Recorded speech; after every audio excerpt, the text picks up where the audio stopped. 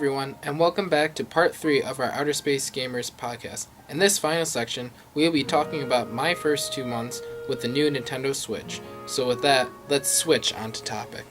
Console is, I know that we want to kind of tag out today as the last part of the podcast, is the Nintendo Switch. And I know Joe was fanboying a lot before the release of it. I know he's been talking about it kind of nonstop, and so I kind of just waited for it to come out so that, I could then just hear about, like, the gameplay of it and not just, like, so, with no further ado, I'll pass the mic back over to Joe so then he can lather you up with some wisdom with the Nintendo Switch. This thing's very unique.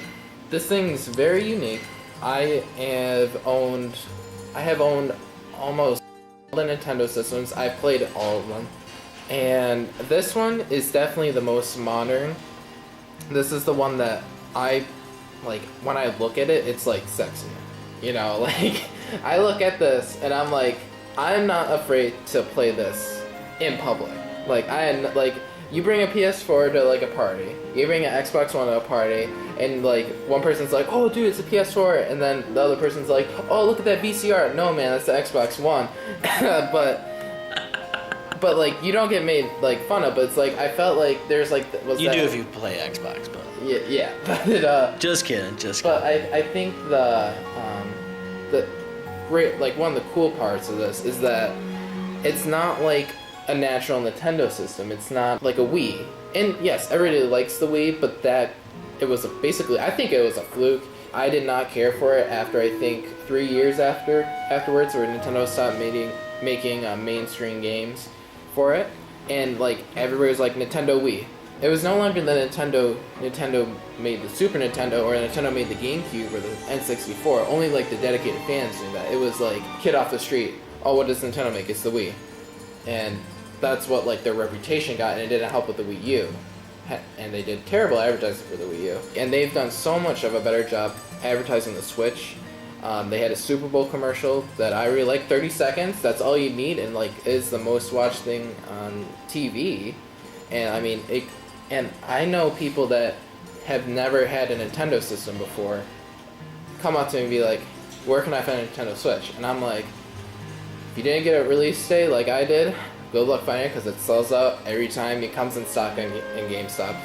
Yeah, but what I was saying before is that I take this to go to my classes.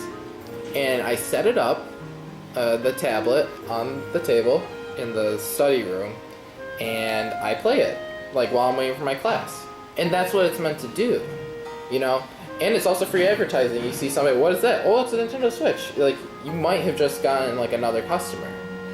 I know I've already interested, like, several people where I play this, and they're like, what does it do? And I show them, like, the controls are detachable, which is really cool. And I think almost every single game except for Zelda that I have is multiplayer. And so we'll play, like, a multiplayer. It's, like, built-in multiplayer. And that's what, like, it's really special. It's, like, when's the last time you went to a LAN party? Long time. Yeah. Like, LAN parties are almost non-existent since online has taken over. I think the last time I played LAN was with the Xbox 360. LAN party is, like, really hard to do, It's like, we have to make a date, save the date, actually go, and then have more than 2 people to, like, have a really good time. And the one game that capitalized really well for me on that back in the old days was Super Smash Bros. Mario Kart. So many great memories were made with those, but then they lost it with the Wii U. Like, it was there, but nobody knew about the Wii U. With this, though, it has built-in LAN. So, like, if you had a Switch, I had a Switch, and, like, 2 other people had a Switch, and we were in the same area, we can all hook up wirelessly and play Mario Kart. And I think that's really special, because it's not a DS. It's not one of their handheld systems, and I love the 3DS. It has been one of my favorite game systems of all time. But it doesn't have the graphics. Like, when I play Mario Kart on this, 720p, looks really, really, like, nice, and it has built-in multiplayer with the controllers I was saying before, and I can play with anybody, at least 2 people, wherever I go. Split screen's kind of hard on it, but it works. And Surprisingly, for Mario Kart at least, holding the controller sideways does work. Even though the right Joy-Con, its buttons kind of like, its analog sticks sort of in like the middle of the stick instead of the side, like the left side is, but it still works. I played with my math professor. He was really into it, and it was really cool. I swore a little bit, and I was like, ooh, feisty. So, yeah, and it's just a really good for Nintendo to push out something that is more modern, and it's new. You know, when's the last time you've seen a tablet that can play games at like 1080p, like almost flawlessly on handheld, as well as I forgot the point of the Switch. Point of the Switch is there's the home dock as well. It's not just a handheld. You put it in the dock, and it pops up on the screen. You know, and then it plays a better quality. And what's interesting that all the technology is actually in the Switch itself. So it's like it's in the tablet. It's not actually in the dock. A lot of people thought all the hardware was going to be in the dock, and then there's going to be some hardware in the Switch. But no, all the hardware is in the Switch. And then when you put it on, it just runs a little bit faster. Well, more faster. More fast. That's correct grammar. So three questions that I have for you, and kind of like maybe getting closer to wrapping up our podcast and everything. Okay. 3 questions. I'll put them all out there, and then you can respond to them as you want to. So first one, like, what's your favorite part of the Switch? Second, like, what's been a challenge with the Switch, or like maybe your least favorite part? How you want to look at it, and then what's been your favorite game thus far for the Switch? All right, I'll start with question 3 and go back. How about that? Okay, so question 3, favorite game. All right. So I have a total of 7 games, I think. And that includes Zelda Breath of the Wild, of course. Got the special edition. Mario Kart 8 Deluxe. Shovel Knight. Wonder Boy. Snipper Clips. Fast Racing Neo. And I have the Puyo Puyo Tetris demo. So I have 7 games, right? At this point in time, when I had the Wii U, like 2 months after its launch, because I got it near the launch date, I only had 2 games. 2 games. I have 7. One's a demo, so I guess I can't count that. I have 6. I have 6 games, and I've thoroughly enjoyed every single one of them, and that's saying something. All right, now I'll go into my favorite one, and that has to be the new release Mario Kart 8 Deluxe. I loved Mario Kart 8. I had a bunch of issues, and I'm not going to go into details because there could be a future video coming up fairly soon with this game because I've been loving it so much. I want to give it as much praise as I can. But Mario Kart 8 on the Wii U, it got rid of some features that I needed in a Mario Kart. Hashtag double items are back, and they're great. I had a lot of trouble racing because one of the items is a coin. In Mario Kart 8, and if you're in first place, you basically have like a 99% chance that if you go to an item block, you're going to get a coin, and it does absolutely nothing for you. And so I would be first place, have no defense at all, and I would just once you get to the higher CCs, you just get wrecked after wrecked after wrecked after wrecked, and it's basically solo Mario Kart, but it sucks, you know. And that's what really killed the game for me. And then when they released that they were bringing back the double items and the double item box, I was like, you sold me on that. And I was so happy that they brought the double items back because I played Mario Kart very intense. Like I treat it as one of my more serious games where I need to win every single one no matter what. And I get really salty and triggered if I don't win. Like if I get second, I will quit playing. But in this game, I've had a lot more fun because I am able to get those double items, play defense almost all the time because you're almost guaranteed. If you hit a double box, you're always guaranteed a weapon of defense, so you don't get hit by a stupid red shell or anything. On top of that, not going to go into much more on that because of video reasons, because I've already had plans and have started recording for that. So stay tuned for that review. What's the second question again? I forgot. Your least favorite part or your biggest challenge with the Nintendo Switch? Okay, so biggest challenge with this. Okay, that's an interesting question. I would say the biggest challenge and issue I've had is with the Wi-Fi. I know I'm at a college, so like strict NAT type, it just basically doesn't work. But like the internet has just been, I can only download with it. I like some of the online features that like the Switch has, but a lot of it's just like I can't play Mario Kart online. I don't know if it's most likely because of my internet. But I have heard other issues with other people saying that their Wi-Fi will cut out. Their Wi-Fi, it's hard to get Wi-Fi if you're not 30 feet away, at least 30 feet away. But yeah, I just haven't been able to play any Mario Kart online. That's been a bummer. I actually had a really hard time I had connected to the internet here in my room for when the Switch came out. I went on spring break to Florida, had no internet there, but that's because I didn't have a router, and came back up and it wouldn't log back in to the Wi-Fi right away, and it really made me angry because I wanted to download a game.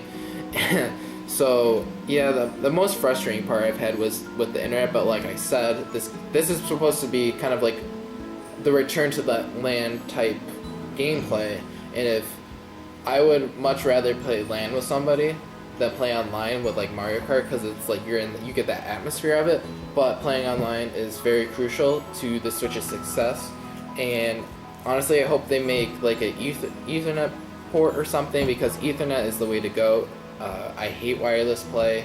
Only on the 3DS will I accept it. I really, really wish they made an Ethernet port, but like I said, like all the technology's in the tablet itself and it's not in the dock, so you need to get like an extension for Ethernet cord, which I plan to get somewhat soon for like when Splatoon and ARMS comes out for Splatoon 2 and ARMS comes out for this in the summer.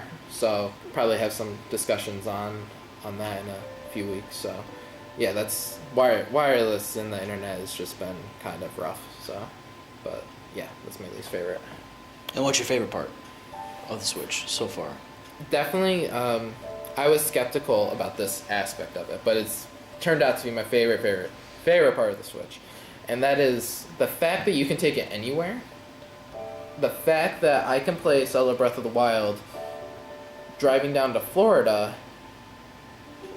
and not having that handheld experience where I can have an experience on the console on long trips waiting for class, basically in bed watching like a movie. Like I can play like Zelda, I've done that, and you can take it practically anywhere and show this thing off. I think I wasn't sure how well it was going to work, but it works absolutely perfect. And I think if it's just so unique, and it's something that I don't know, like I hope they expand on it, and like maybe a later installment if they decide to upgrade it, like you can make it run 1080 on like the handheld version, and like even higher resolution on the dock. I mean, this idea is good because I'm playing a game I can play on the widescreen as well as take it and play it somewhere else. I can get double the playing time.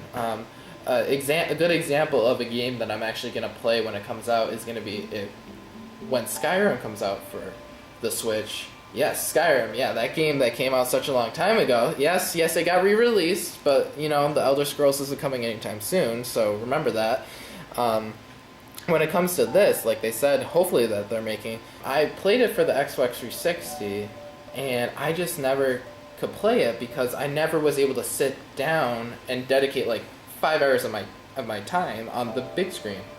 And I can't take the Xbox 360 to like my classes and like wait. But like they're gonna come out with like Xbox backpacks soon. You can portable systems. Hopefully, and like I can have like a screen in front of my face and I can play like this. Yeah, but I might actually sit down. Like when I get the game, I'll actually be able to play it through fully because I have more time now.